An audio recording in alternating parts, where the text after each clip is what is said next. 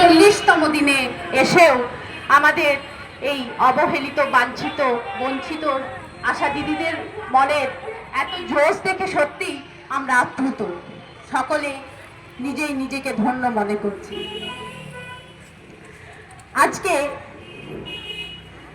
এক হতভাগ্য আশা দিদির লেখায় একটা কবিতা,